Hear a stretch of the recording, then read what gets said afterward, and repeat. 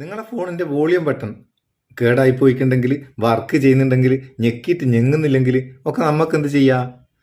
Volume changer എന്ന് പറയുന്ന ചെറിയൊരു ആപ്ലിക്കേഷൻ ഇൻസ്റ്റാൾ ചെയ്യുക. അത് ഇൻസ്റ്റാൾ ചെയ്താൽ മാത്രം മതി. അത് ഓപ്പൺ ചെയ്യേണ്ട, ഒന്നും ചെയ്യണ്ട.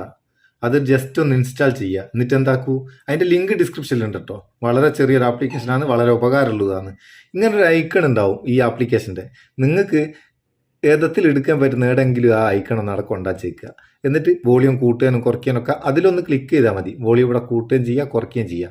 ഇതിൽ ഏരോ മാർക്ക് ക്ലിക്ക് ചെയ്ത് ഏത് വോളിയം കൂട്ടുകയും കുറയ്ക്കുകയും ചെയ്യേണ്ടതെന്ന് വെച്ചാൽ അതങ്ങനെ ചെയ്യുക. Media volume, alarm volume, call volume എല്ലാം തിരിഞ്ഞിക്കുക. ചില സമയത്ത് വളരെ ഉപകാരമുള്ളൊരു സംഭവമാണ്. നമ്മൾ ഇതിങ്ങനെ ഞെക്കി ഞെക്കി ഞെക്കി ഇതങ്ങ് കേടായി പോകും. അത് മാറ്റാൻ വലിയ പൈസ കൊടുക്കണം. അങ്ങനെ കാടിങ്ങനെ ഞെക്കി കേടാക്കുന്നതിന് പകരം, കേടായി പോകുന്നതിന് പകരം ഈ കാലത്തൊന്ന് എടുക്കുക. ഈ ആപ്ലിക്കേഷൻ ഉപയോഗിച്ചാൽ മതി. ഇതിനെ കൊണ്ടൊരു പ്രശ്നമില്ല. ഇതിന് പ്രത്യേകിച്ച് പെർമിഷനും കാര്യങ്ങളും ഒന്നും കൊടുക്കണ്ട. ഇൻസ്റ്റാൾ ചെയ്യുക, അവിടെ വെച്ചേക്കുക. ഓപ്പൺ ചെയ്യാൻ കൂടിയും വേണ്ട.